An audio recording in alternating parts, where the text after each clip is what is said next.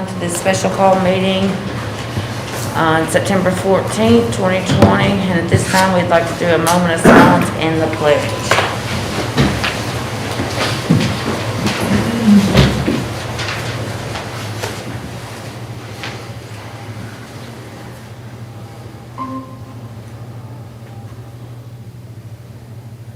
And the pledge. I pledge allegiance to the flag of the United States of America and to the republic for which it stands, one nation, under God, indivisible, with liberty and justice for all.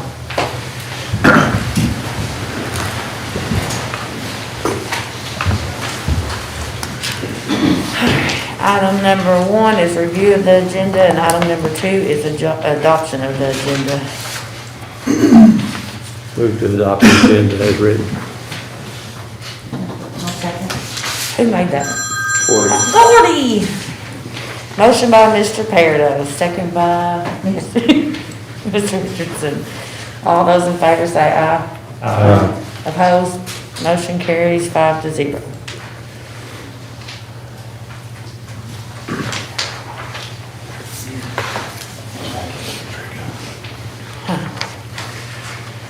Okay. Public comments. Jesus Christ.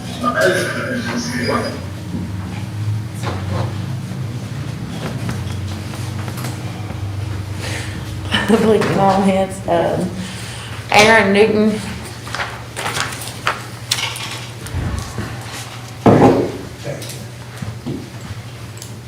I'm able to take this off to see. Here. Good evening, board members and Mr. Christie. My name is Erin Newton and I am a teacher at GRC. I would like to begin tonight by saying I agree with our back to school task force. The district should follow KDE guidelines and require mandatory mask and social distancing in our classrooms. This will keep kids, staff, the families of both, and our community safer than a model that only requires one of the two. I think the district did the right thing in measuring each classroom and producing social distancing guidelines. In order to ensure safety for everyone, I think it is important for schools to plan for reopening with these room-by-room social distancing thresholds in mind.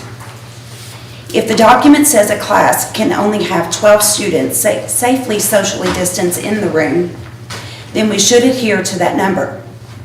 Alternatively, I don't think it would be good to use only the total student capacity for each building in planning the reopening. While a school like GRC may be able to fit 1,100 kids in that building, that is only if every room were filled to capacity with students, and that's only if we had enough faculty to be in every room with those kids. We simply don't have that capability, even if all principals and counselors each took a room. I feel we should stick to the facts and figures and go by Mr. Stump's room-by-room analysis of social distancing. It's good we're planning to start with a hybrid model. It helps with health concerns and creates a safer situation than a full return model would. I think we should focus on coming up with a good return plan and give staff and families a minimum of 2 weeks, preferably 3, to transition back into the hybrid schedule. Additionally, I think we should consider pros and cons for sending different grade levels back to in-person classes. K through 6, particularly K through 2, have different needs and operate under different conditions than grades 7 through 12. K through 6 can stay with the same teacher and in the same room, much like the pod concept that KDE reopening guidance document suggested. Relatively self-contained educational pods allow outbreaks to be addressed in small groups due to minimized interactions and travel in school buildings, without an entire school being shut down. You can't do that as easily at RDC or GRC. The average GRC teacher sees about 140 to 150 kids on their caseload.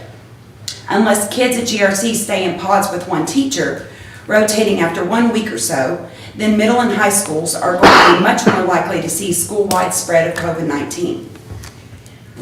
Another factor to think about is the degree to which middle and high school grade levels have incorporated flipped classroom models using Google Suite software, and how that can help us make the hybrid model function more effectively. For years, PDs have instructed teachers to embrace technology and the internet in our classrooms. And for many of us, COVID-19 was the final straw that pushed us to embrace these technologies and practices.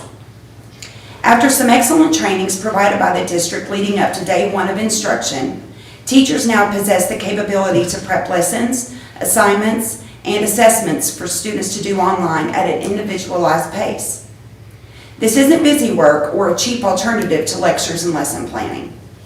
This includes recorded lectures, lessons with embedded videos, and examples from the internet, lessons and documents with linked assignments and tests using dozens of apps and software, the ability for teachers and students to talk and share documents via virtual conferencing software, and the ability to seamlessly move from in-person to distant learning instruction with no changes required for prep or planning.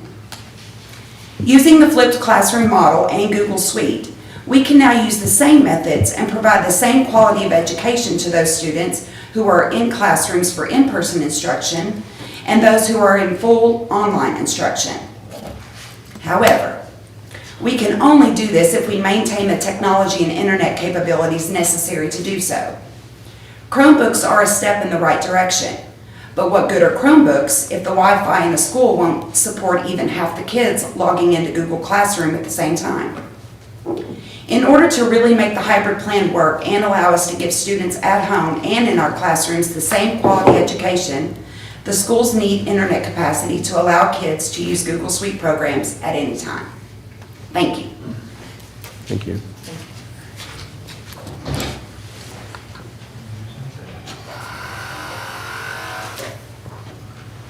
Okay, I do not want to mess this up. Udesa? She's an auditor. Who is it? She's from Udesa.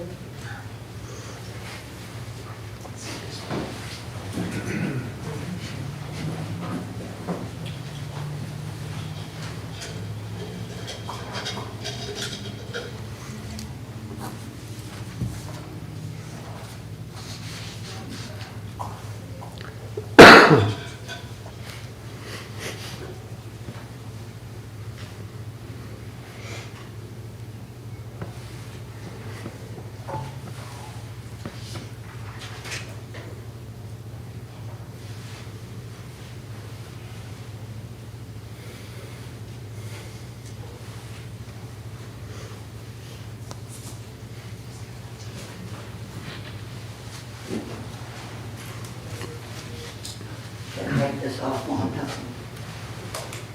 I just wanted to express my concerns about the kids and how much they need to be back in school. The kids are starting to have problems with isolation. They're not around their friends. They're not the schooling online is beyond frustrating. The systems aren't working the way they should. When you have a technical problem, we've got a lot of people, especially in this county, which I'm one of, grandparents raising their grandchildren, that we don't know enough about the computer to help our children get lost.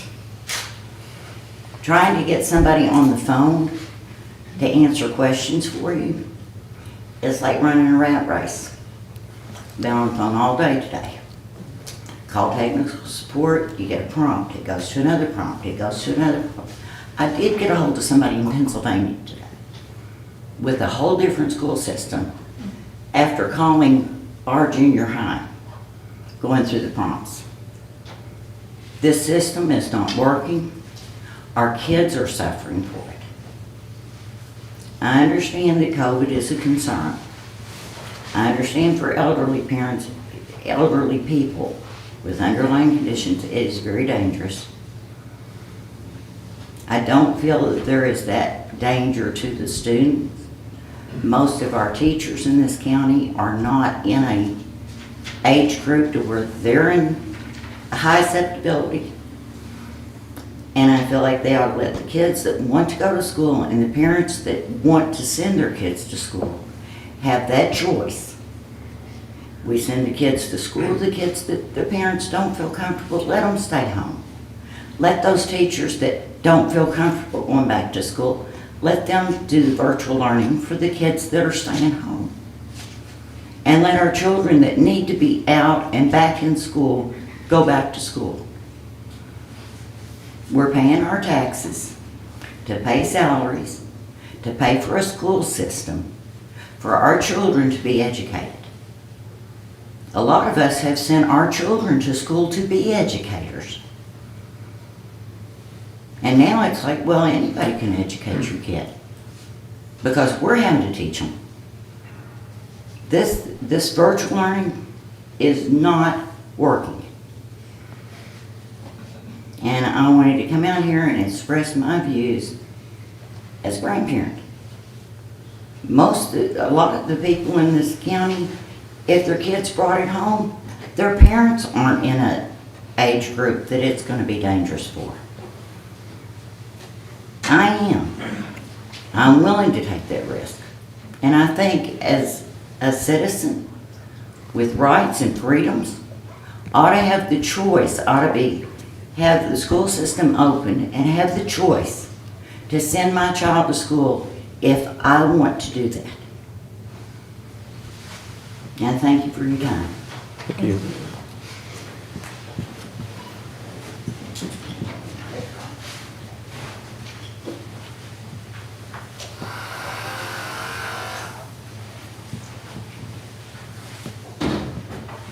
Kim Smith.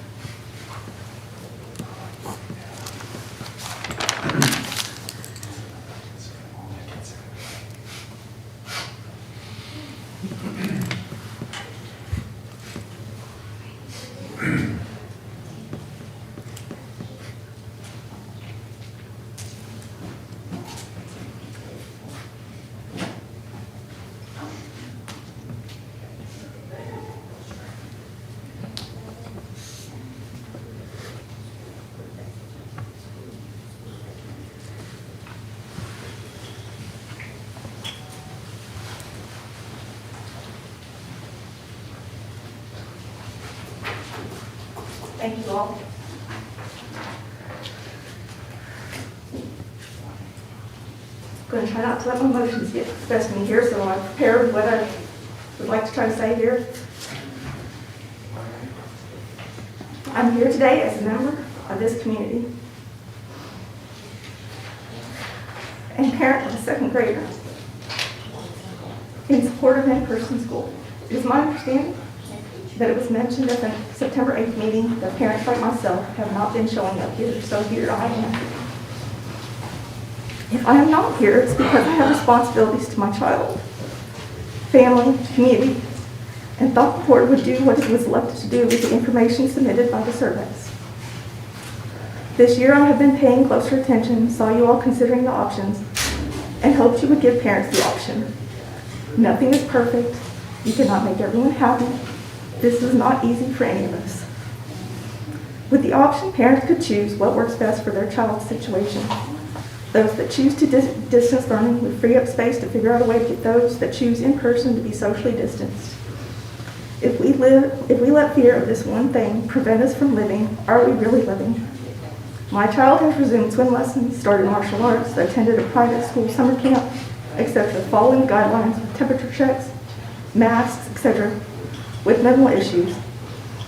We self-quarantined after we were notified of close contact with someone who tested positive and had no symptoms. Other public schools in Kentucky are doing in-person or the option. They figured out a way, so can we. I am one of 3 children raised by a hardworking single mother from a third world country with a 6th grade education. If our education depended on her to do it from home, we could not reach our full potential and stayed off government assistance. I have an undergraduate and graduate degrees, professional license, and 23 years my profession, none of which are education. I am fortunate my profession and employer allowed me to work from home during this, but if I do not perform, I will not have a job. And our household income is cut in half. NTI last spring took an hour a day. Last week took 2 to 3 or more hours a day, causing me to work nights and this weekend, also in preparation to spend this evening here. I left a toxic work environment that did not have work-life balance to have it taken away, to spend the time with my child trying to teach things I was not trained for. I looked at what our other options were. Most are private, which my child had bad experiences, but turned out to be the last 6 months of 4.5 years at a private preschool, pre-K. Even after no longer attending the school, I hired an attorney to help inform the board of what happened in hopes they would prevent those things from happening to someone else's child.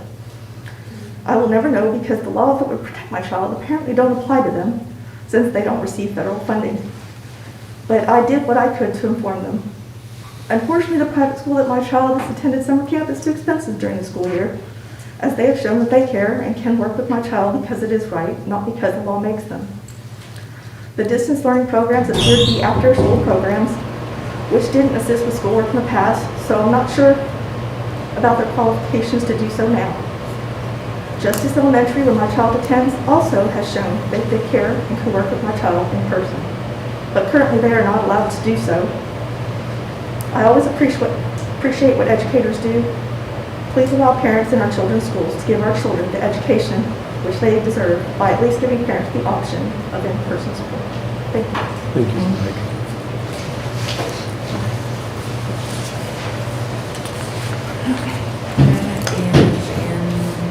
Public comments.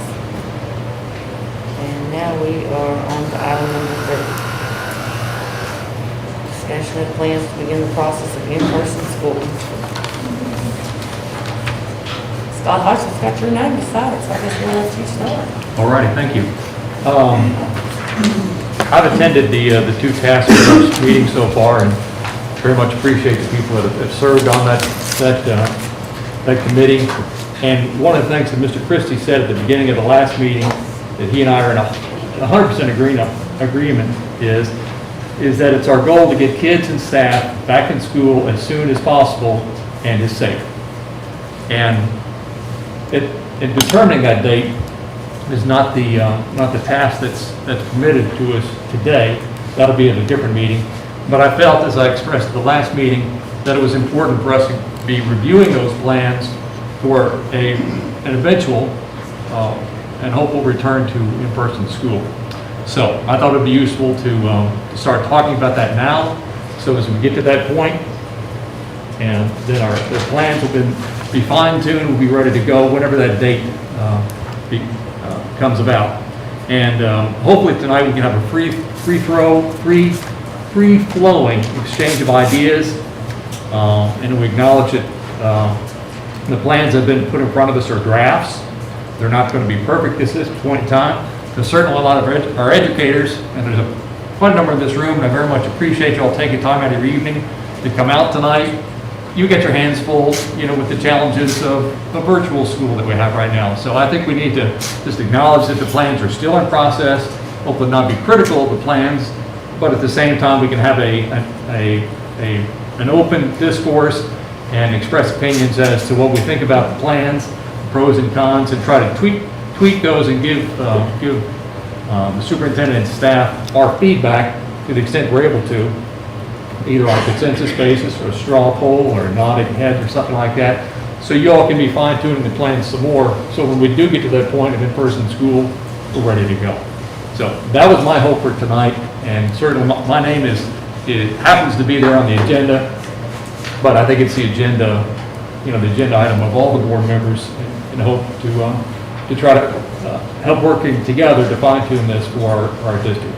And again, I appreciate everybody coming out tonight, and I really think, absent of comments of other board members, certainly jump in here, that maybe we can start with Mr. Christie to see what his thoughts are and how he would like to go. But certainly I don't want to preclude any of the other board members from having any preface remarks either.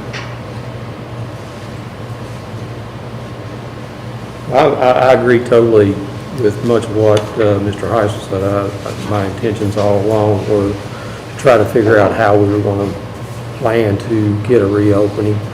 As it stands right now, I think our reopening date that we passed the last time, November 8th, 9th, somewhere in there, Mr. Holland, 9 weeks is what we said. what my whole goal and intention was is to make sure that we were working at this and we were on the timeline, that I didn't walk in here on the 21st and be handed 10 pages of paper that I've never reviewed, and I haven't reviewed these, and these may answer many of the questions that I have. I don't know, because again, I just received those tonight, so maybe by next week, a lot of these questions can be answered. And my biggest questions that I have are regarding transportation and how we're going about that, if we're monitoring and amending our plans all the time. I see we got new governor stuff here today. Are we going back and reviewing plans that schools have submitted, giving schools feedback on those? I would like to know if all of the needs and questions that schools put at the end of their plans, have they been answered? Are those people satisfied with those answers? I know many of the plans that we had there were done before the thermal imaging was done, had plans went back and reviewed for that. We did hear someone speak about a hybrid plan tonight, so I'm assuming we've been talking about something along those lines. I don't know how this plan works, but I'm sure that can be explained to us sometime. And all the costs that are associated, those are the big things that I have with the board, what costs are going to be associated with coming back as a hybrid plan. Also about surveys, I know I did read where on the notes the COVID task force talked about developing their own surveys. I would caution against that, simply because we got a lot of feedback, negative feedback on the way surveys were done before. I'd really like to look at some of our professional organizations that we subscribe to and see if those plans will fit during this time, and see how long the turnaround is for them to get those things back to us. And we've been in virtual for about a week. I would like to hear what Mr. Christie's timeline, if he was planning on coming back in school that second week of November, how he thought that was going to play out through there. So those are my comments, and I'll pass them to another board member.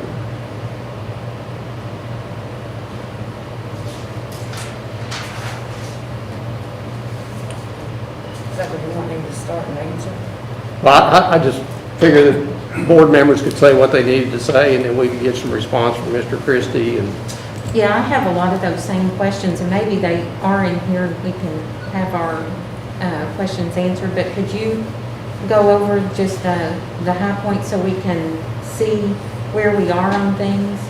Well, the plan you see, the back to school reopening plan, that's a very skeletal document. There are things in there that are just placeholders right now when it talks about some of the food services and some of those things that are just a small snippet of things put in there. That's going to be pounded upon us next week.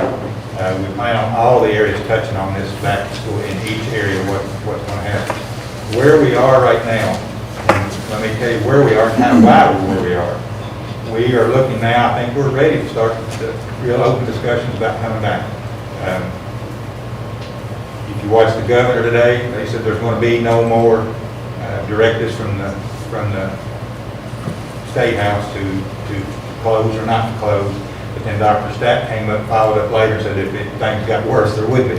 So still some mixed conversation there. But fortunately, when just what little bit I've got to listen to it today, and what he talked about isn't really off from what we were going to present to you tonight anyway. We have a plan. He's got 4 lights, we went 3 lights. We kind of combined the yellow and the orange that they're talking about in their plan. We have a red, and for us, in the red, and we talked about how we get to those, in the red was all virtual. That's where we are right now. That's when we don't feel like it's safe to have the in-person classes. That's where we started, that's why we started where we are. And we said we would be there the first 9 weeks, but we would be reassessed monthly. We combined the yellow and the orange to stay in yellow. And yellow is the plan where we can start to bring students back. Not everybody, but we still have the option of virtual for those who want it in the yellow plan. And we bring back, it's an AB hybrid, is what it is. And then by AB hybrid, we mean that anyone who wants to return, but we're going to divide that group in half. And we'll probably do that alphabetically and by household, realizing that there's going to be some conversations with parents and guardians in the household. You can't just divide your student population A to J and K to Z and expect it to work out that way. There's going to be situations, and we have to be fluid in this, where we divide it out equally. And the reason we're having to divide it is one reason and one reason only. As long as we have to maintain 6 feet of spacing between students in the building, in the classroom, there is not enough room to bring back all the students at once. It's that simple. Our buildings, when you go in, and we've gone through every single classroom, every gymnasium, every cafeteria, every library, every auditorium, everything in our district, and we've calculated by the formulas exactly what 6 feet of spacing looks like, and how many students each of those can be at capacity. I think I sent you all the document that showed every building and every room in each of them. So you can see what the capacity of the building is, but you can see what the capacity of the building is socially distanced. That's what we've got to meet. We feel that we'll take out the students who want to remain virtual, and I can't give you that percentage before, it's about 35%. I don't know if that's what it'll be right now, so we're going to have to, and we'll talk about how we're going to do that, but we're going to have to determine who wants to still stay out. And if there's 75% of the student body wants to return, we know we can't take them all at once, so we're going to have a hybrid, an AB. The hybrid on our case, the AB, once they're divided, the A group will come to class on Monday and Tuesday in person, just like a regular school day. Only there'll be 6 feet of spacing, and they'll be masked the entire time. And we'll meet all CDC guidelines that put into place for us in transportation, food services, all those areas in the buildings. But it's going to be a regular in-class instructional day. For the remaining group, on Wednesday, everybody will be virtual. We chose that way because we felt like that instructional, back-to-back instructional days are Monday and Tuesday. If you're only going to be there a partial week, we felt like being there 2 days back-to-back is more instructionally sound than in a day, out a day, in a day, out a day, that kind of thing. So it's 2 days of instruction with the same group of students on Monday and Tuesday. The other group is doing virtual like they're doing now. On Wednesday, it's virtual for everybody. That allows us to do many things. Sanitize the building, go back to the cleanup of the building. In those spaces, those classroom spaces where those students on AB group receive at the desk, we can now go in and sanitize those, prepare them for the second group to come in on Thursday, Friday. So everybody gets 2 days in class and 1 day or 3 days of virtual. And again, that's because of the social distancing. The transportation pickup for that is going to look like it would on any day. To start off with, we'll run our regular bus routes picking up those students. Now, as we start to pick them up, and we can have a lot of, we can probably eliminate a lot of stops knowingly up front. But we don't know. I can't tell you right now that if we divide the student population of those who want to come back in half, I can't tell you which bus stops right off the top of my head are going to be eliminated. We have to look at the population as we populate the bus routes to see which ones we can eliminate. I think we can probably pare down some of our routes and do that, and not have to run as many routes to bring in half of them. We can pair them up some to do that. So I think we can cut some on transportation costs there to do that while we're bringing everybody in. I've got all the principals here tonight. I've got all my staff here to talk about any parts of this. I gave you a handout that kind of describes what I just told you. It looks like this one. That's what we're doing, and that's in comparison. That's actually what a daily schedule would look like. And there's another one around one like this that shows, and all this will be incorporated into this document that we're putting together. And inside the document, as we reference any of these, or any websites where it talks about CDC guidelines or anything, those are going to be hyperlinked to where when you see that, you'll have a click, you can click on it, and you can go get all the guidelines from those, either from our website or from CDC's website.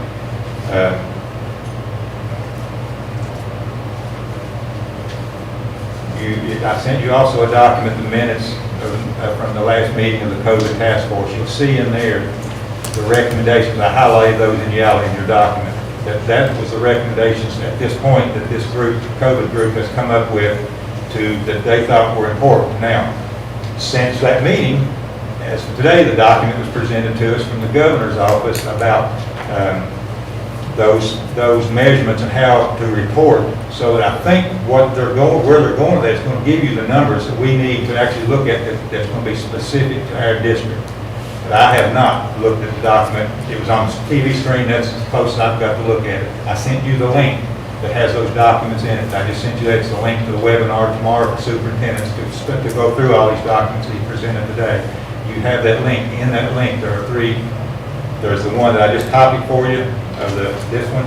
I copied this one for you. There's two other documents. One of them is the reporting document. It sounds like now we're going to be obligated to report to the state numbers of COVID positives, staff and students, numbers of quarantined staff, students. That's information that I won't have. That's information that's going to have to come from the health department to us, and probably from parents as they report students not being able to attend class because of being, we're going to have to track those. I don't know how that part's going to work yet. Just got that today, but I do think, looking at it and listening to it in that short 2 or 3 minutes he talked about, I think it's going to be information. It's going to be a lot of the same kinds of things that we were talking about in the COVID task force about wanting to know what the positivity rate, the infection rate, and all those things. It's going to be very low. I think that's going to be a help for us to determine, according to the plan here, when you get to certain points of what takes you back and forward. We're in the virtual right now. We've only been in it a few days. I personally think it's going very, very good. I know there are some who still are having some problems. We try to deal with those individually. I will tell you that those have been very limited to me, that's come to me. Now, principals are here, they can tell you if they've been getting them. I know the two that we had like come in last night and today, those have been addressed with those individuals. So I think the teachers are well prepared to do what we're doing right now. And I feel fine with going forward with this until we can come in, until you guys decide when you want to bring students back in. I would tell you that it's going to take us 2 to 3 weeks to go from where we are to being back in person. Reasons for that, just working on the transportation piece, getting the registration part done, getting food in. You're talking probably to go from virtual to in-person, you're talking, and Becky's here can answer questions if you have those, probably 2 to maybe 3 weeks to get the food in. It's a completely different meal program of in-person versus what's out. Now, if you want, we maybe could speed that up a week if we say for the first 2 weeks, we're going to feed them bagged lunches like we do on the delivery routes right now. If you want to continue that in the school, we could probably knock a week off, off the comeback time there for that. So that's the AB schedule. I'll like take any questions on that part of it. So, go ahead. So I looked on KDE's website today and the back to school, platform that program that we're trying to follow. But I didn't see anywhere on there where it said the 6 foot in the classroom is either recommended or required. Is it recommended or required? It's required. Mr. Heisler, you want to share your email? I got an email, asked Ms. Kissick this question. I think though that she has an incomplete reading what their document says. So, that's what the back to school guideline, this document, on page 7, it says safety expectations must be implemented. Okay, so we're with the must. I think we can agree on that. Staggered arrival, increase space between students by rearranging seating to maximize the space between students to be 6 feet or greater. So it says that in bullet point number 2. However, bullet point number 3 goes on to say specifically, if the physical space of the school does not allow for spacing students' desks 6 feet apart, space desks as far away as possible. All desks should be arranged so that students' seats face the same direction, and use of cloth face masks is a safety expectations for all students and staff at all times unless medically waived. So the expectation is, number 1, that it be 6 feet. What it says specifically, if you can't do 6 feet, here's what you need to do. Tying that into the CDC guidelines on page 8 of 15 says, space seating a desk at least 6 feet apart when feasible. So if they didn't intend the word when feasible to be in there, they wouldn't have put it in there. So I think the goal is to try to get them 6 feet apart. But unless I'm reading this document, which was dated August 31 incorrectly, it acknowledges there's an if in there, and if you can't do it, it gives you an alternate plan. Yeah, I would just think some districts across the state, and I'm not saying I'm in favor of one way or the other, I think it would be, it would be really difficult for them to do a hybrid model. Half kids in, half kids out, financially. But, that's the safest way. I just wanted to get a clarification if that's The reply that I got from from Ms. Kissick, who got this from Dr. White, Associate Commissioner for the Department of Public Health, said, I'll skip to the first part, it says, as outlined in this guidance, social distancing is a safety expectation in accordance with CDC guidance and must, underlined, must be implemented by schools. As such, student seating should be arranged to maximize space between students to be 6 feet or greater in accordance with the CDC guidance. 6 feet of physical space is a minimum. Greater social distance is always preferred. If Dr. White want to invent policy, I think it needs to be reduced to something that's in writing. And I agree, but that's just, I No, want to be transparent with everything we got. It's not just, they didn't just question that. I mean, they went back and readdressed it. I plan on getting something, I mean, and that's why we're where we are. And I didn't mean to be critical of you in that last comment there 15 seconds ago, but since we're talking about that she asked White something, it could be that's their stance, but I think until they actually translate that into a document and get rid of this big if, and I think if they get rid of this if, all these people have already started schools, I just can't believe that all these school districts that have started are able to maintain 6 foot spacing. It's very frustrating to have to read something like that and have them talking about 6 foot spacing in a classroom, yet we can turn around on a bus and when everybody's masking, we can put 78 on an enclosed bus. It's very frustrating. So just to follow up on that, we've got or what the committee is working on, I know the board hasn't had a chance to look at that yet, is like a green, you mentioned it, green, yellow, and red light. And then the state comes out with this new platform that they're going to be rolling out for local decisions to be made after the 28th. What if we're in a green district? What if we're green or yellow? Do we still have to follow the KDE guidelines of 6 feet? I mean, if we're green, can we go back? That's a question I intend on asking. Mr. Holland and I have already talked about watching this today. That's a question we've got for tomorrow to find out. As soon as the thing starts, you can type into a sandbox. I've got 3 questions I'm typing into a sandbox to have ready, because the things that they said today leads us down a different path, and they need to specify with it. So they'll lump those questions together, and I guarantee you'll have 7 or 8 that generate with that, and they'll have to answer that quickly. And I don't want to speak, I am on the task force, and I don't want to speak for task force, because we do have the chairperson for that. But I think, that's some of the difficulty is trying to put criteria together when it's statewide criteria that we don't have. I mean, that we don't have local. But the way they talk today, that there will be local data that we'll be able to see daily and weekly and be able to either bring, if we were back to school and we all of a sudden saw a spike and we can make a decision to go back to virtual for a time period and then go back and forth if need be.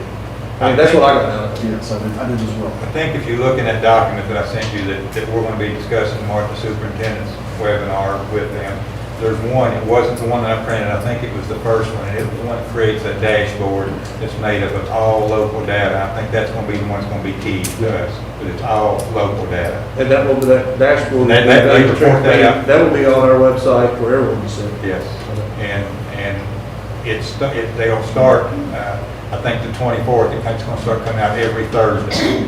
So you have that ability to have that on Thursday, and if something happened, you would have the ability to make a decision to go back to your all virtual plan on the following Monday.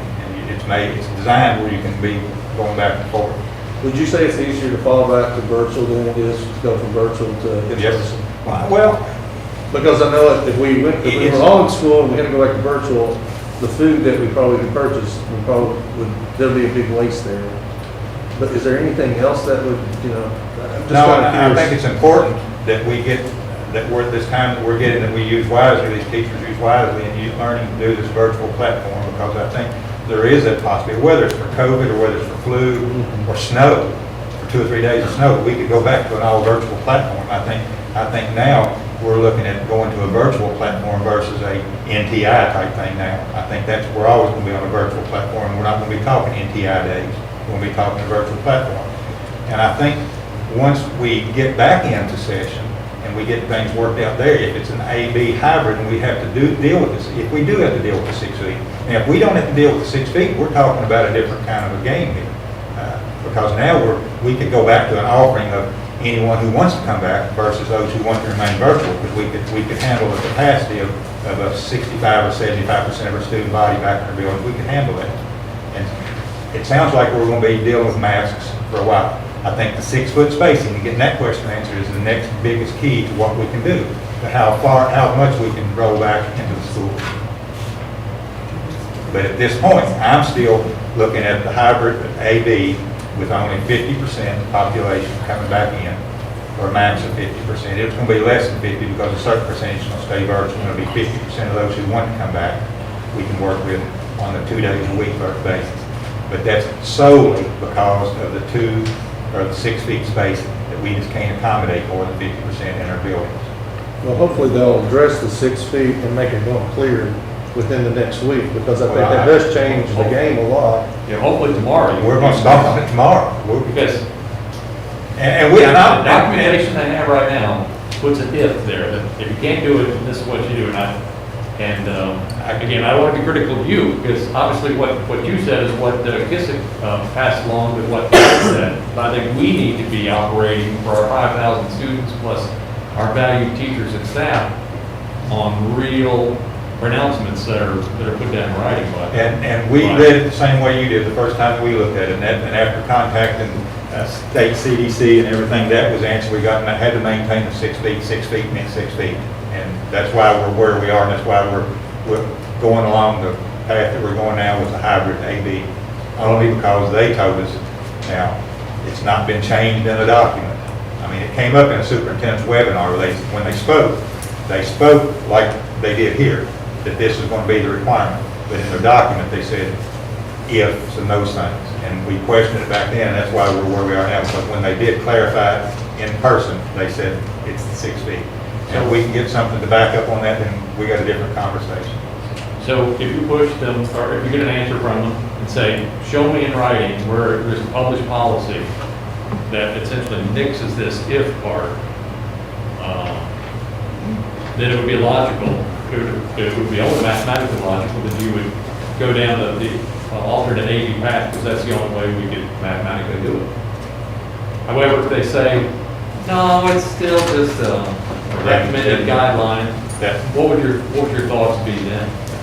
The easiest thing for us would be if we get to a safe enough, healthy enough situation where we can either be, we're either all virtual, or the parents have a choice of virtual, or the parents have a choice to come back.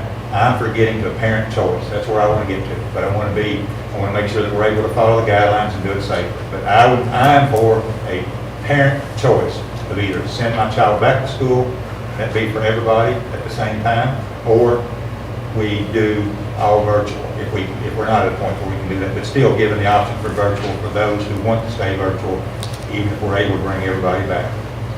But we've not had the conversation about bringing everybody back. Once we got the directive that 6 feet means 6 feet. In the last survey, 30%, was it 30%? What was the percentage? 35, 30, it was about 60. I want to say 63%. I don't have a figure right in front of me. I So think 63%, 37%. So you're only looking at a 13% difference. That's a big difference when you're talking Yeah, that's true. the number that we're talking about in the bill. All right, go for it. Mr. Christie, by next week, will you have those numbers of how many students, how many That's teachers, our plan. and how those students,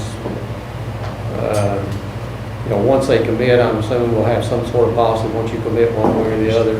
With that, one thing I would say there with the teachers, the discussion between Mr. Talby and Mr. Heisel about the distancing, I think that's going to be a big difference in how you ask teachers. I think you're going to have some teachers that are going to want to come in. If it's a 6-foot distancing, you're going to have some teachers that are not going to come in. And the worst thing in the world that we can do is they show up one day and say, oh, that doesn't matter anymore, because teachers need to know that before they go back in, and hopefully we have that answered in a way by next week. I agree. So looking at the plans for going back in, we've looked at other spaces. I take it like the gym and the library. And we'll need those spaces. Of course, you're going to need your cafeteria and probably your, like at the high school in Campbell, you're going to need your gym space like up above at Campbell, and you're going to need either in the second gym there on the main floor. We're going to use that as a cafeteria piece too. There's going to be tables set up in there so that we can feed the kids. And we don't have to do all of the meals in the rooms. We're going to do breakfast in the rooms. But lunches right now with the principals, with this A-B hybrid plan, we're able to look at maybe scheduling and getting everybody through the cafeterias, but if not, we've got alternate places in the larger schools to set up tables. We already have the tables in our possession we can set up, and we can serve in 2 different places. But they'll go back to their, sorry, Shannon. They'll go back to their room, is that what you said? No, they'll eat breakfast in the rooms. In the room. Yes. So then where will they eat lunch? 'Cause that was- In the cafeteria and or in the alternate, in the space up above the gym there at Campbell. There's some space for tables there, or in the auxiliary gym at the high school. And we've even looked at the space behind the bleachers in the new gym. There's a huge space there when those bleachers are full forward that you can see tables there, and that could be a lunchroom space too. But given that they'll have to obviously take masks off to eat. Obviously, they take masks, and that's right now under the CDC guidance, the way we're reading it, the way we're interpreting it, that's the only time that masks can come off. is Right, so for the 6 eating foot and drinking. spacing I would think would have to be. And that's in their guidelines for eating and drinking. So is that gonna require more time? Because I mean, like in the elementaries? Well, it may a couple minutes, yeah, because it's depending on if they serve, when they go through the lines, they, like they do in the regular service lines, now they can't serve themselves and things, everything has to be, plates stay behind, the plates are filled, everything, the cook put everything on, so the student, they don't even, we hand them their condiments, we would hand them their napkins, their plastic wrapped forks and spoons, things like that would be handed to them, that no one reaches in and gets anything out, it's all done by the cooks and handed to them at the end of the line. Right. As they go down the line, they would choose what they wanted, the cook put it on and go to the end of the line and they get it. I understand, I'm talking about the spacing though. If you're gonna have to separate them, do the 6 feet in the cafeterias. Obviously, it's gonna take more tables for those kids. Instead of having a classroom take up 1 table in elementary, it's gonna be, what, 2 tables? It's going to be scheduling, and it's going to be alternate sites set up for serving. Okay. And it's going to take some scheduling on the school's part. So I know it's early on, but have we had any feedback from schools that have gone back to in-person hybrid plan or otherwise? The group that I meet with regularly, none of them have gone back. There are some that start to talk about the end of this month, first of next month, Montgomery, I think maybe talking about the 28th possibly. That's about the earliest, I think, that any of them are. And you think that's doable, maybe the 28th or the 5th? 28th is going to be difficult. Yeah, It's going to be difficult. It's going to be very difficult because of getting the information we need on the students at this point and getting, well, we got to get an answer on the 6 foot space. Right. It would be much easier. It would be much easier if we didn't have to deal with the 6 foot space. If they were saying that, if you can maintain maintain 6 feet if you can. If you can't, as long as they're masked, you can do it less. That's going to make it an easier task. That does not eliminate the food service problem, getting the food in. One more question. Do you know when the health department is talking about the positivities, does she take into consideration just school-age children, or is it across the board? When we're looking at getting back to I'm not sure in-person. who from the health. The positivity rate does not factor in age at all. She can give us statistics, but that is not included into the positivity rate. Okay. It doesn't play, what you're saying is it doesn't play, it's a case is a case. Right. A positive is a positive. But she does have it broken down into Yes, ages. she does. Yeah. She presented, and it should be in your document, your minutes that I gave you from our meeting. The health department did a report for us and gave us a breakdown of every age all the way across the board. It should be in the documents that I supplied you. It's a really good document, if you get a chance to look at it, because it is broken down. And if you can see there's been a, uptick in certain age groups. Mhm. Is that the deck you're talking about? To that, We yes. didn't get a copy of the deck, so maybe we could request a copy of the slideshow deck. Yeah, that'd be nice. Mr. Christie, I would suggest that someone, and maybe building principals, have talked to their teachers about who's comfortable, who's not comfortable. I can't imagine on the high school level and the junior high level of I've got 10 math teachers that don't want to come back, and what does that create for you? And I appreciate your 2 to 3 week turnaround, but I tell you, that's a pretty lofty goal right there to be able to get that. I mean, the scheduling on that high school and junior high, right now, if they don't know, I mean, it'd be nice and sweet if you knew you had one from every department that wasn't there, but you know, that could be skewed in different ways. You may have 10 English teachers, 3 math, and that's going to really affect how they go about scheduling. And just scheduling when you've got everything perfect takes quite a while. So I would say as soon as we can figure that out, and maybe principals already know that, they're already counting on that, but I still believe that that's the biggest issue. I don't think it's as hard an issue to ask students who wants to come back. It's what teachers we're going to have available and how that's going to be handled, you know, on the district level. Well, and I think along that same line, when we do talk to the students, and we got to have that same conversation, same type of thing with teachers, knowing if we come back, we're going to be coming back. If it's 2 days a week and 3 virtual, you got to put the exact schedule out so that they can base their decision on that exact schedule. Because their decision right now is based on the schedule that we're under right now. And I think Scarlett not in here right now. Oh, we got, how many we got district-wide right now that's requested? Virtual, not in person? Certified and classified, probably 12, 14. And then sometimes it's requested virtual just for some quarantine time. Yeah.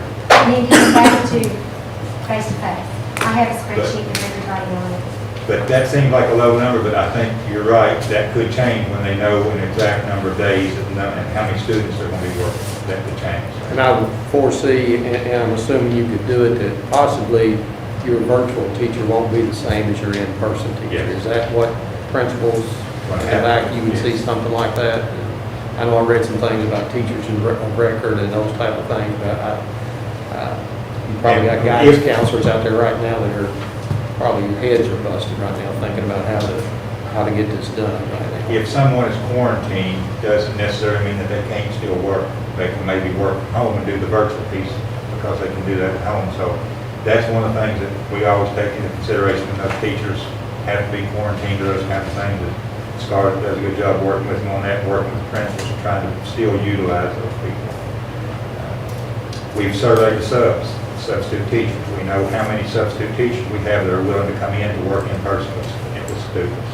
Have we considered making them full-time and assigned to school? Well, we haven't yet because... One of the questions I would have is that, you know, we talk about, all right, student comes in, he's got 100.4, they go to this room. What happens when the teacher comes in, they're 100.4 and they've got 50 math students for that day? You got a sub there waiting for them?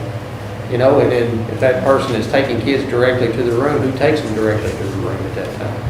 I think there's a lot of questions, and I think it would really be good if we had people we knew that wanted to be subs, that they're assigned to some places like that, so that, you know, that's free flowing and you don't have a group of 15 kids waiting for their homeroom teacher or however we're creating that, so. Lots of things to talk about, I know, and then we'll miss half of them and never know what we're missing, so. Well, I'm glad for a conversation, to be honest with you, because I need to know, you all are thinking of some stuff, I mean, that we hit on, but we need to drill a little deeper on some of these things. Can I touch on what Mr. Perry was saying? I want to advocate on behalf of the students, the teachers, the principals, the district staff, and just say, that's our big thing. When we talk about things and we're talking as a group, I think everybody acknowledges that we want to get back in and we want to get back in as quickly as possible, but I think what Mr. Perry was saying is kind of key too. And that's where our mindset is. When we go back, we don't want to go back and be just pretty good at it. We want to be given the time to have everything in place that we can be great at it. And that's the thing that I think that we want to ask when the board is considering the dates of when they go back, is just that consideration, because we want to get back in, we want to get back in with them, but we want to have that opportunity to build that foundation to be as good as we possibly can. I appreciate that sentiment, but I'm not sure we want to delay to a rate, because that implies that in terms of balance, that the virtual model that we have right now is satisfactory to hold off to them. I think y'all have done a great job on the virtual model. I've heard a lot of, certainly there's people criticizing it, but I think y'all done a great job of rolling it out. But I would encourage y'all not to hold off till you have the in-person plan at perfection, because I think on balance, I don't want to give up a little bit of perfection on that plan to be able to get kids back in school. So my comment was more, if you're thinking of October 5th, please give consideration that a week would do us much more good to strengthen our plan. Is it that detrimental to lose the 5 days than what we can gain to become stronger of what it was? That's where that comment was designed, not to flush it out for several weeks that much longer, just to give us some time to really try to get it. So, Mr. Christie, back to, I guess, the key question we need to get answered ASAP from the guys at the state, and gals, sorry, I'm old time, is on the 6-foot rule. I mean, we've got to get, because that changes everything. If they say it's a guideline, strive for it, do the best you can, but if you can't, we understand nobody in the West is doing it anyhow. Like, well, thanks a lot for misleading me, guys. If that's their answer, then I'm assuming, and you tell me if I'm wrong here, that you'll, if they say just a guideline, then you would then say, let's scrap this 2-day on, 1 day off, 2-day on plan. It would certainly open the conversation up there. I'm not going to say tonight that if that happened tomorrow, if we found out that 6 feet means as close to it as you can get, if you have to 4 feet would work, that would allow us to bring more in. I'm not saying that we would just automatically scrap, but I'm saying it gives us a lot more opportunity to talk about other options. It actually gives you an opportunity to, if everyone goes back, you could go back Monday and Tuesday, do virtual Wednesday, clean the schools again, kind of like the AB plan, then go back Thursday and Friday. It's just an option. Yeah. It's, it's. You could spend it's more something days in you could- school. I mean, it's something to discuss, I would think. If the 6 foot's not mandatory, my personal preference would be to try to get, to not do an AB type of schedule. I think it's too challenging and has a lot of problems. Now, that's the only thing that's available to us. For other reasons down the road, I guess we'll have to. I think that's the reason, That's just the one man's AD, opinion. if you look, and I didn't print it out for you, but I had a list of Scarlett helped me. We talked to 18, I think, different districts. And the largest percentage of them that were coming back, any in-person was coming back in the same thing that we're calling a hybrid AB, and it's for the same reason that we are. So there are others that's got the same interpretation of it that we do. But that's why I think you're seeing the AB, is because they just don't have the space for everybody. Obviously, we don't want to beat this up too much. It's critical to get an answer to that question. I think circling back to the substitutes, the substitute teachers, I'm sorry, did I? Go ahead. I think Gordy and I will probably get ready to go on the same thing, so go and then I'll let Gordy Just go. circle back, I know there's standards that, requirements for substitutes. Can we, or should we consider lowering, certain We requirements? can't. Those standards are set by professional standards board as far as what, this is kind of not a typical it can be anywhere from year. They have to have at least 64 college hours and a 2.5 GPA, but we really have a Pretty good. is that what we're asking? Yeah. We have a pretty good list of subs, actually, we called everyone this week, there were around 95. Of the 95, we spoke with them personally, 47 are willing to come back on an AB hybrid. And 50, the remainder were willing to come back virtually. Right now, the principals that I talk to aren't typically getting subs when people are out right now because they really don't want people roaming around their buildings that don't exactly know what they're doing. Today, we did have a sub in Shear, and it was a big help to Mr. Kennedy because he had a teacher out, but he used that sub to help him do, there were lots of chores that had to be done today. We had our materials drop-off pickup for the kids. And we have 4 people with long-term subs right now, and those are going very well. So today we had 5 substitutes in the buildings. there were more of the substitutes willing to come back than there were virtual. And that goes probably in line with a lot of our subs are retired teachers, and virtual teaching is difficult. It's not an easy thing to do. To do it good, it's not easy. And these teachers that have retired, haven't been through the hours and hours and hours of training we put our teachers through this summer to do the virtual piece, so they're not comfortable with it. And I think that's why you see a larger part of them said that they weren't interested in subbing during virtual time. Well, you know, when you got a day here and a day there, it's very difficult to come into a virtual setting. Where I was a sub and I was a teacher for 17 years, I could go in and wing it in a classroom. I don't know that I could wing it in Google if I were going in a day here and a day there, you know. But the long-term ones are doing very well. So you feel comfortable with the level of substitutes we The have? number, I'm not gonna lie to you, I don't think there'd be anything in the world wrong with hiring one for each school that's a permanent sub. It's gonna be very expensive, you know, with benefits and it's expensive, but if you all gave me the go-ahead to do that, I'd certainly put that out there, and I bet the principals would appreciate it. But I don't know if it's necessary, whether it's necessary, we're never gonna know till the end of this thing whether it worked or not, you know, but I haven't talked to any other districts that are doing it, but that doesn't mean they're not. Thank you. Go ahead, Mr. Fairdown. Oh, well, I was just, I know we're getting into, sometimes we get into the weeds so much. I think it is important to know that we as a board don't develop a plan. Mr. Christie and his staff develop a plan, and we look at this kind of stuff and say, we think it's safe enough for them to go. So hybrid, whatever else that they come with, or if they say 4 foot, 6 foot, or whatever, if Mr. Christie has backup that says that we can do that, then I think that's the plan that we go with if we say it's safe. Our responsibility as a board is to make sure our policies are being followed, and our policies are going to be about the safety of the students. And if we have questions about that, that's one thing, and getting into whether we do a hybrid or whatever else is going to be difficult, even a 4 foot or 6 foot. I think we have to come back and say, I can't approve this because this is what it says. That's the way I kind of see it. One of the big expenses that you all put forth on the safety was the thermal imaging. I want to tell you, we tested that in the building, and the tests are phenomenal, what we're seeing with it. We were able to run, and we actually asked some teachers, and they had fun doing this, we asked the teachers to act like the kids when they're coming in, try to dodge, duck, hide behind people, and do everything you could to get in without being able to get your temperature taken.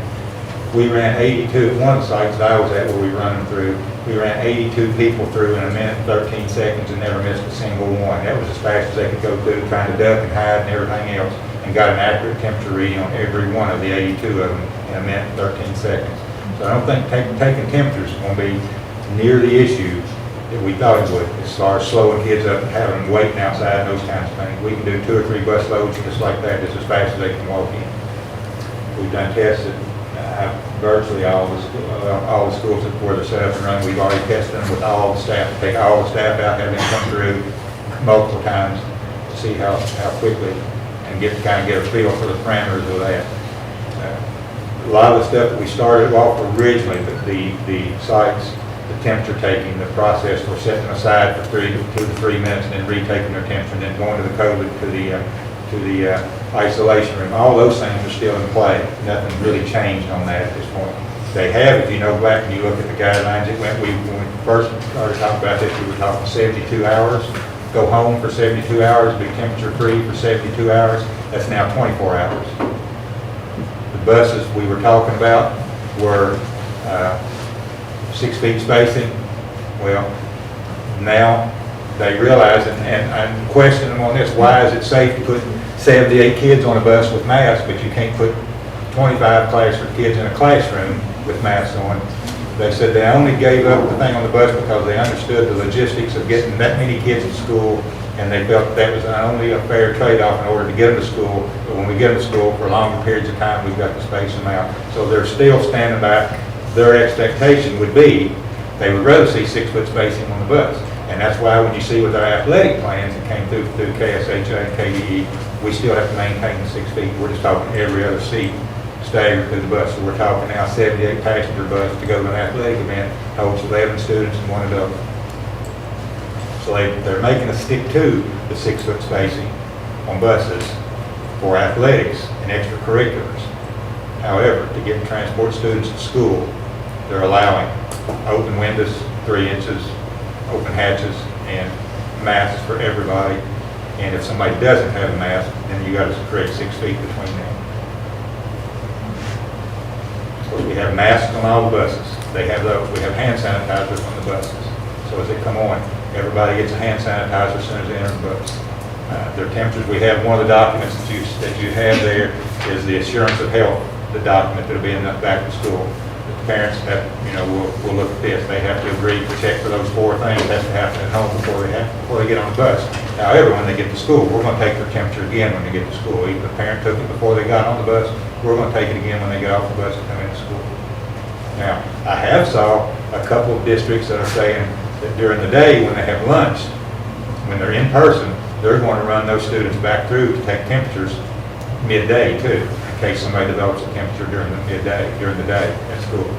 They're also putting in part of their plan. That's something I haven't talked to everybody here about, but it's something I want to discuss. They are running them back through to check, as they leave the food services area, they're checking temperatures even at midday. So they're getting temperatures taken twice in some of these locations. Scott, I'm confused on your statement. Are you talking about possibly putting like 24 kids back in school 5 days, like in a classroom, if the 6 foot? I'm just saying, I know.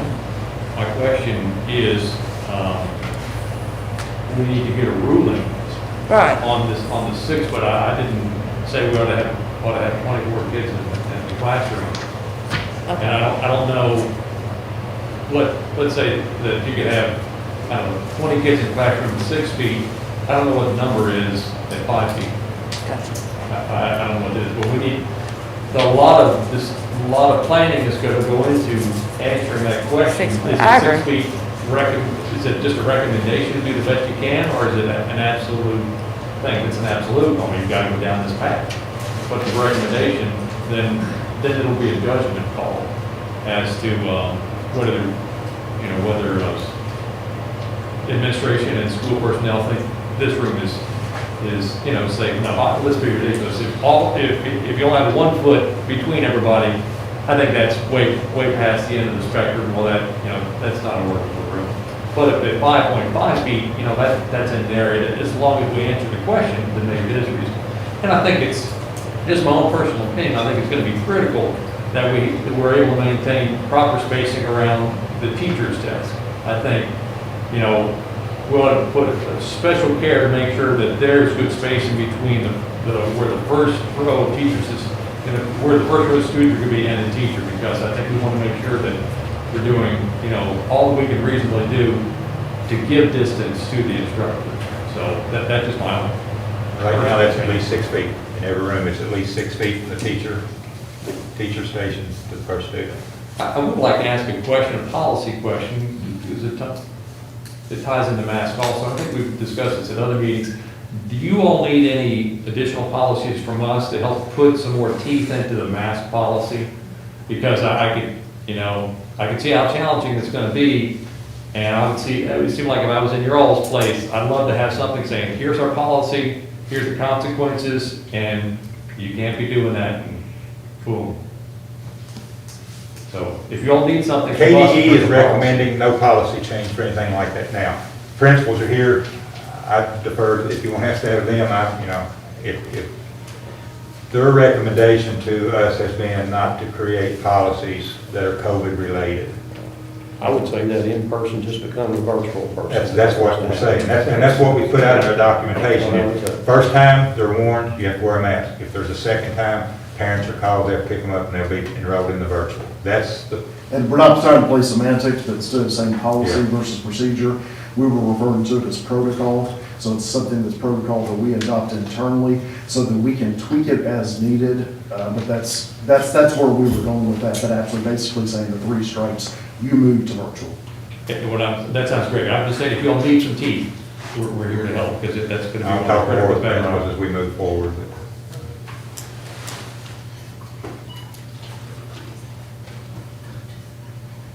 Have you given any thought to using maybe one of the professional services that we have to conduct a survey? The survey that will be used to get us back to in-person?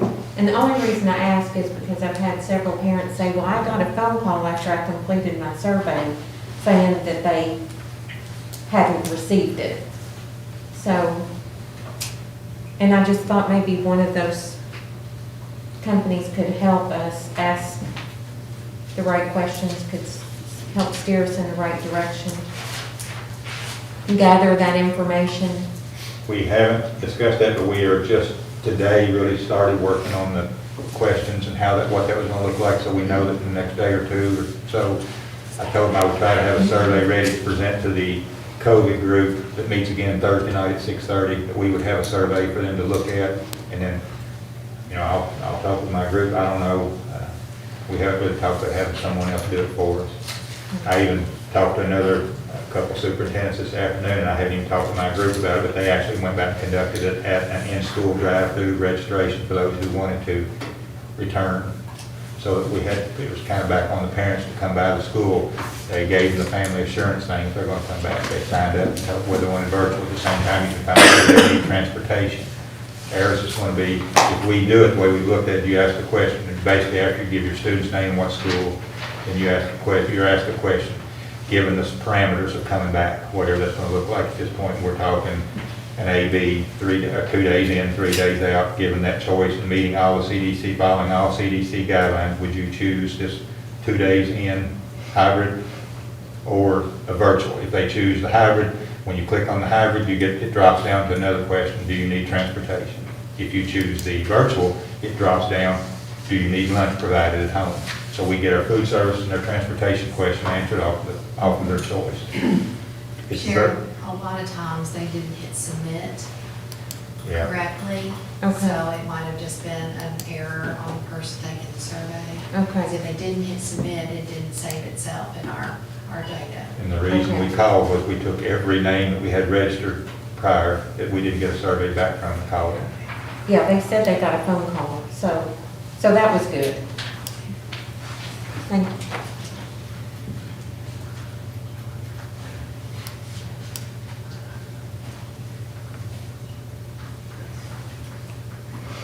Anything else?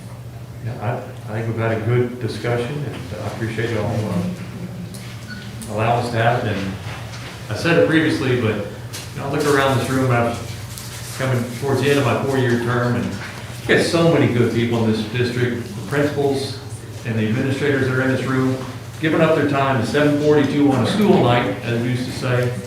We just got great people, and I really appreciate them very much. I know we have honest disagreements, and sometimes it gets heated, but we really appreciate you all, and I know I'm not the only one who feels that way, so I just want to say thanks.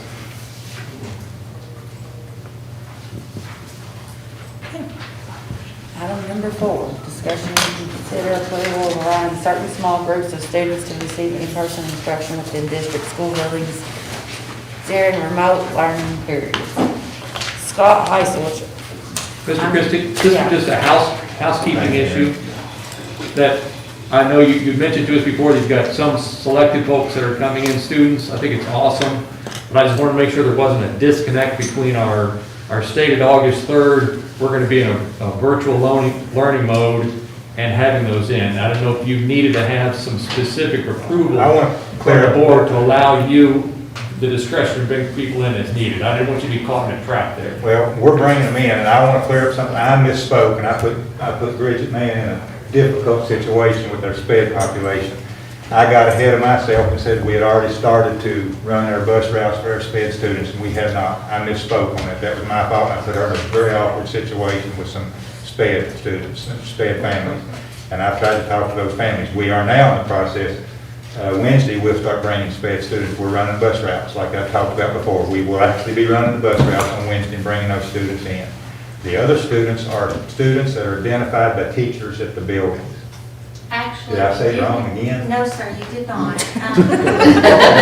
Correct me before I get out of here tonight. Actually, we did have some students that were present in the schools today because we were able to have families to bring them in. So we had some very positive experiences with that. And in addition, I do know that some of the other students will actually be beginning as far as with transportation on Wednesday. So, you know, we're looking towards providing more and more opportunities for our students that have needs so that they can get in and have services with staff. Mr. Christie, what are the procedures for bringing students back in? At this point, it's parents, the teachers through virtual contact, with the students that they, Does the teacher have to get permission from their principal and from you? I think they run that through their principals. The principals are aware of who's going to be coming in the building. The principals want to know who's in the building, but they don't run it through me. There's a protocol that they follow. They still go through the temperature taking, the same procedures are in place for them to come in.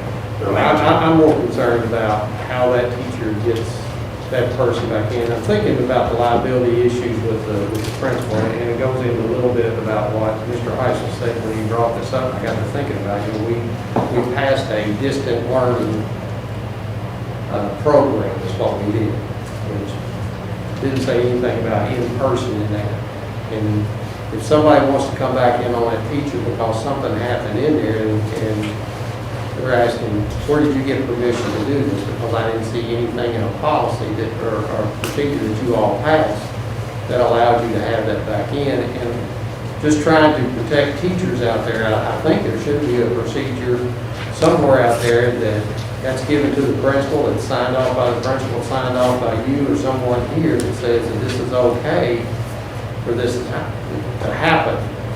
Otherwise, I think somebody could get left holding the bag there. And I don't know, maybe our policy or what we passed the other day allows for that, but as a teacher, I would be very, very leery of calling somebody just on my own and asking them to come on in.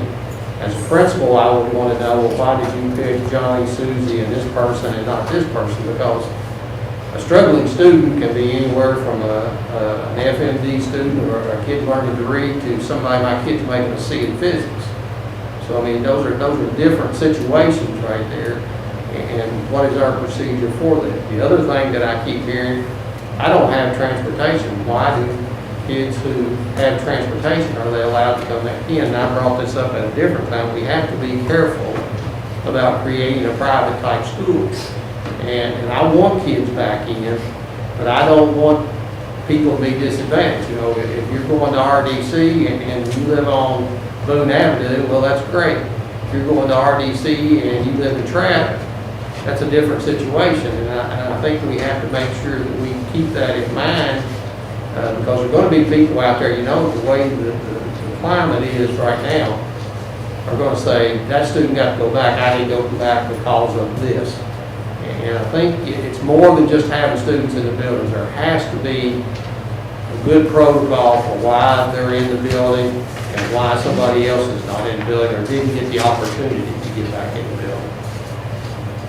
The conversation with the principals has been that the expectation or the ability is there that if a student that they recognize is struggling based on the virtual classroom instruction, that would benefit from some in-person, that they have that ability to talk to that person in person.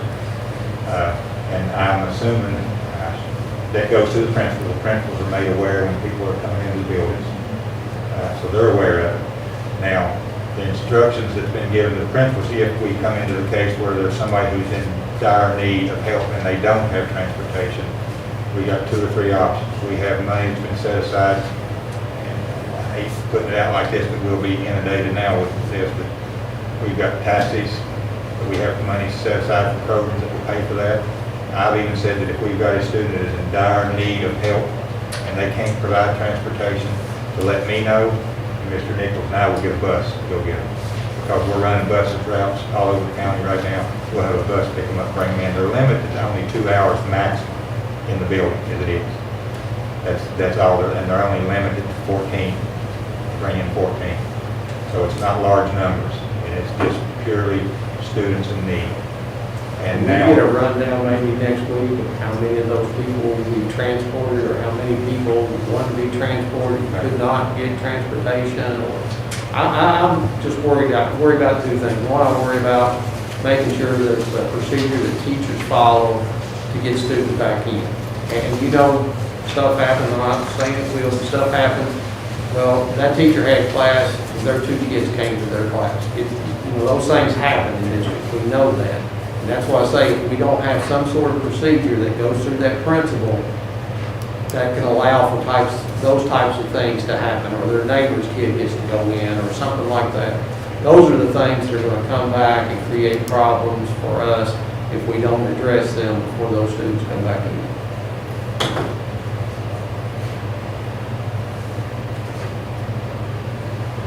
But I'm fine if we think what we passed the other day allows for in-school, for in-person, I'm okay with it. I mean, We have the guidelines as from CDC, KDE about what's permitted.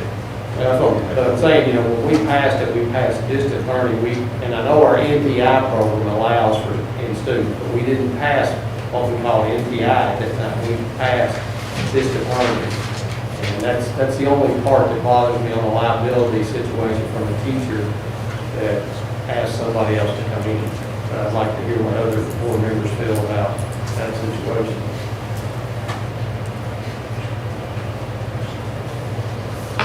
So you think we need to agree tonight? I mean, you know, I'm just thinking what we passed. I mean, when I look at, you know, the way the motion was made was to approve distance learning for the first 9 weeks. Distance learning. Now, we didn't have a plan that night that said distance learning. There was no plan in front of us at that time. Now, there is an NTI plan. Is distance learning the NTI plan? That's, you know, and maybe I'm splitting hairs here, but is there a liability issue with a teacher that asks somebody to come in? Well, I would think that I would want to make that clear for a teacher to have the students in that she felt like he or she needed to have. So if we have to clear that up tonight. And do we think logically that should flow from the teacher up to the principal level, and the principal should be deciding that? I mean, discussing it. And I've got principals here that, you know, That's what I would like, I'll just be honest with you. And I had kids in my building, so I'll admit that too. As part of our phase system with our special needs population, meet their needs with their IEP. I'm also liable if I can't meet their goals and their services with adaptive skills and things like that. So if there's a possibility, I know I have talked to some of you guys, I know some of you guys have told me that, but I'm going to put our kids' needs first. And if I'm sued, I'm sued. My teachers had it approved by me, so there is no, this is my case, the teacher did go rogue, that's on me.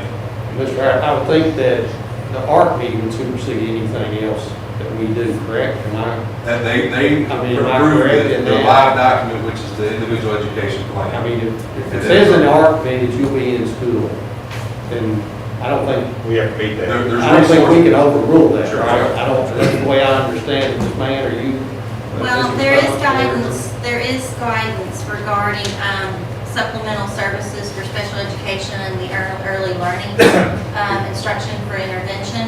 And that is very specific in that you are permitted to have supplemental supports for the needs of individual students in order to address. Now, that is not direct instruction, that is supplemental to their individual needs. So, prime example, you mentioned FMG. So if we're talking about a moderate severe population of children, those children typically have not only cognitive, adaptive, and social, emotional, as well as other functional skills.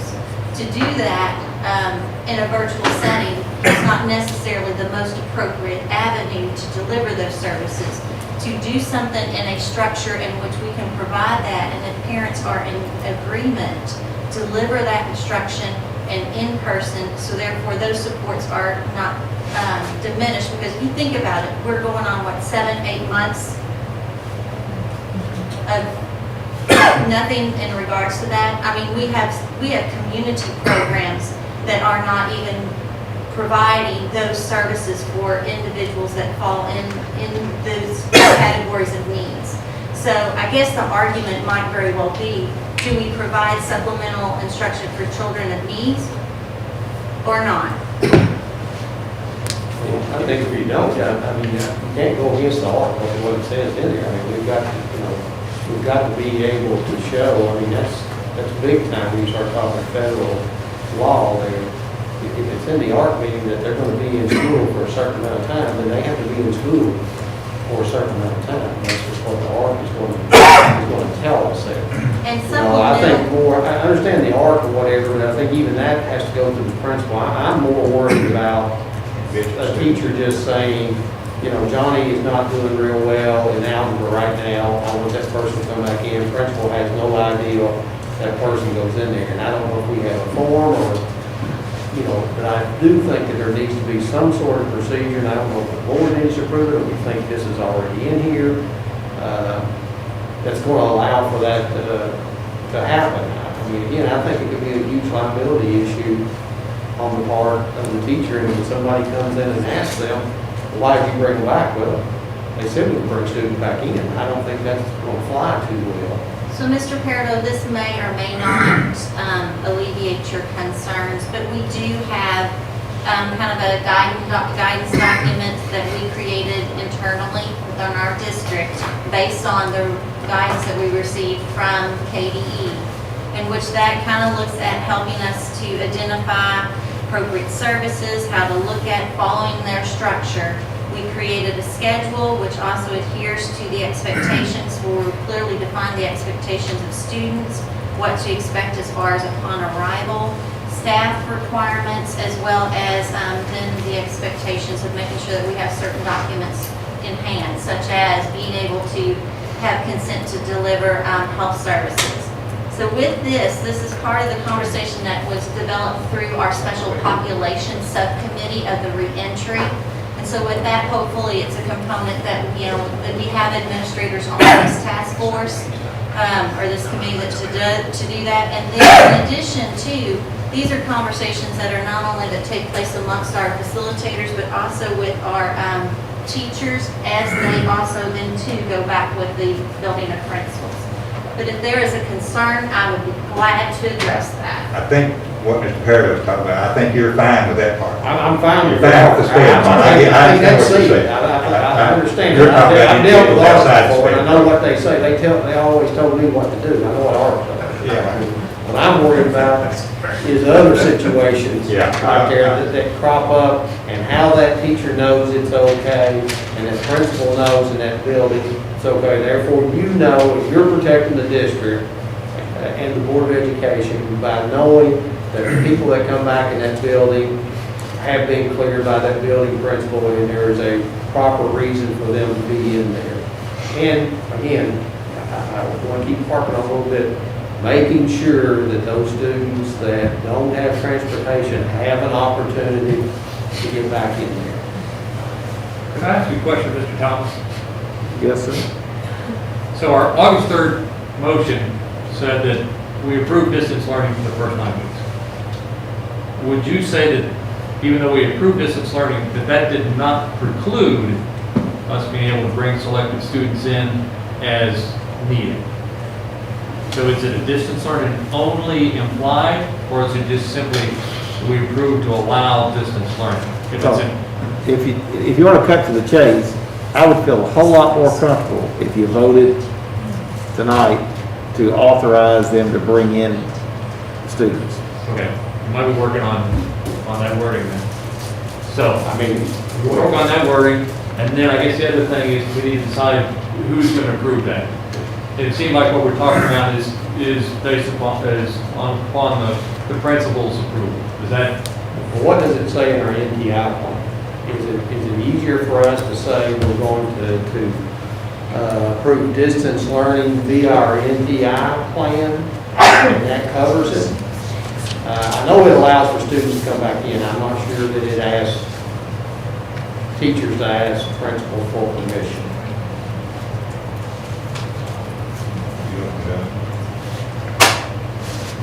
Do the principals today know if there's any students and how many are in the building at any one time? Yes. We Okay. have a school spreadsheet at Justice, and by Friday of every week, everyone has to put in their work hours for the next 5 days, because they're on some flexible hours now, and which students and what times they'll be receiving them as they come into the building. The whole staff can see it. Okay. Something like that would be really nice to have district-wide, instead of each school doing their own thing. Only because as a parent, I think, and if you have children at different stages, that it would be so much easier that it be something unified as a district and not each school does their own thing. But I don't know if I follow, each principal would need to know. Yeah, you need to do what. Each principal would need to know. That's what for your building to communicate. Right, That's but I what think works for as us. a parent, if you've got children at Justice, and you've got children at RDC, and you've got children at GRC, it would be nice to know the format that you would need to go if your child needed help. Oh, our teachers communicated that with parents up front. That was set up early on. I think that every parent knows, you know, we've made it all well known that when they can reach us, what modes they can reach us through, what hours they can reach us. Well, I know I've had several emails saying that that's, Yeah, and it's not the case, it's not district-wide. I And I'm- see what Sherry's saying, because like whenever I have other people come to me and they're telling me stuff, well, my experience with what's going on at Justice with you is not what other people are having in other elementary schools. Right, So, like, I get what you're saying, but I know it's hard to explain. yeah. It would be nice if everybody was doing the, kind of along the same line, so that way, it's creating a lot of confusion. Mhm. And we don't know what to say when they are coming to us. Yeah, because I don't know exactly what you're doing, I don't know what's going on at some of the other schools, so. So you're asking for the same procedure that every school should follow? They should follow the same procedure? Correct, basically. yeah. I just think that if you have a child that needs attention, that teacher goes to the principal and says, look, I'm gonna have this child here 3 days a week for an hour, or something along that line. Like one of the things we had that reaching out with us, but then I had another school saying, or supposedly, well, we're not bringing kids in yet. I don't know if you got Right, that. We're not yes. doing that. Like, that's what we were hearing on our end, is that was the problem. Mhm. Right. Could I suggest that, That's what I did. Mhm. that maybe we can take a 5-minute break, and these smart people over here, and in conjunction with the principals, could come up with a policy that they would like for us to pass, that would be helpful for them, and would be fair for everybody involved. And would, give them some legal support. Does that sound like a reasonable plan? But I don't want to keep people too long, I just, I'll give you all 5 minutes to chat among yourselves and come up with something. Here, in number 6, in the NTI plan that was passed, it was passed to state online participation, methods to be used by teachers include class reminder apps, telephone calls, Infinite Campus Messenger, and emails. When applicable and safe, teachers may meet with students in person. And that was our NTI plan. It was passed, I think it was June 15th. That's what I'm saying, we need to put the NTI in here, and who determines what's applicable? Does the principal determine that? That's the only thing I just believe the teacher has to submit something to the principal has to sign off on it. But I think we could go and say, if we can insert the NTI plan into this, I think we're better off, and I'll refer to Mr. Thomas on his thinking of that. I'm all right with taking a little break if you want to, while they try to promote and present that back to us. All right. 5-minute break. We got principal meeting tomorrow, Susan, we got principal meeting tomorrow, you want to implement your protocol, principal meeting? No, but it's You want to implement your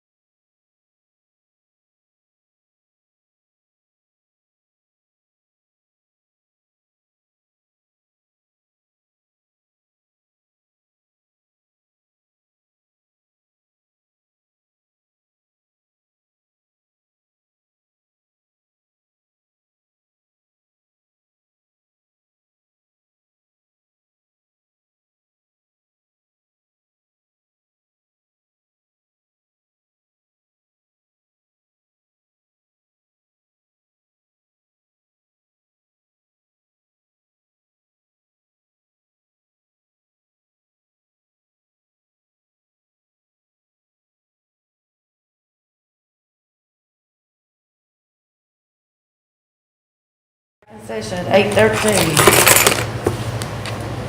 Mr. Heisel, here, I need to turn it back to you again. Yeah, I guess is there any further discussion? Otherwise, these fine gentlemen have developed a prototype motion.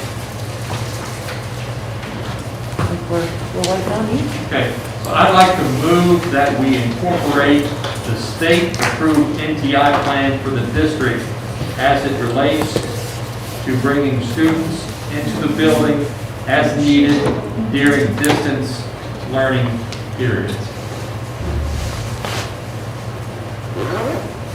I'll second. Can we have discussion? Huh? What? I said I'll second and then have discussion. Okay, motion by Mr. Heisel, second by Mr. Pearson. And my questions would be, does the NTI plan cover transportation and cover principals having knowledge of what's going on? We'll cover the principals having knowledge. I don't know that the NTI talks about transportation, but, I still think that's a big worry that we're going to have if we don't find a way to get students who need transportation to school. If we're allowing people to come in, I think that's still a huge problem with motion. I think it's great that we can throw the NDI in there and that covers all of the other stuff, but I'm really concerned about those people that don't have the ability, whether they're two working parents and want their kids there, they can't walk there, or they're young kids and they live out in the district and need to get there. Would you say that in the district would provide transportation as needed? Something along the lines of district transportation will be reviewed case by case. that's kind of what we're doing. That's what we are doing. I think we should put it in there, in that situation there, and that way parent knows there's a possibility, and then if they don't get, then I guess then their channels are going back through to the principal about why wasn't I approved transportation, then it goes to you, and then eventually on to us. It seems to get those processes messed up, most things start to come to us and not to the other things. I would just like to say that, just remember that we're still delivering meals during the day, and we don't have so many buses, so many drivers with the special needs routes that we will be running. There's a limited amount of transporting students that we can do, so there should be sort of a number set on any given day. I don't know what that number is. Well, I think you have to review it. I don't think we can sit here and say, I mean, we're talking about a bus driver taking pizza and corn to somebody, or somebody picking somebody up so they're struggling in school. That's a no-brainer as far as I'm concerned. But I just think if we had to put something in there about reviewing it, that way that parent has an answer for why their child cannot be picked up at this time, and why this child is picked up at this time. Is the wording supplemental to that? District transportation needs will be reviewed on a case-by-case basis. Was that your wording? Does that sound reasonable? That's fine. Everybody? Okay, so I would like to add that then as a supplement, the second sentence, that district transportation needs will be reviewed on a case-by-case basis. No, continue with the second. Okay. Any other tweaks needed? Any more discussion? If not, all those in favor say aye. Aye. Opposed? Motion carries 5-0. Look for the adjournment. Motion by Mr. Pearson. He's ready to run. I'll second. We're working finish you tonight. Second by Mr. Richardson. All those in favor say aye. Motion carries 5-0. So you're bringing me? Josh, I'm asking you what you need now. Huh?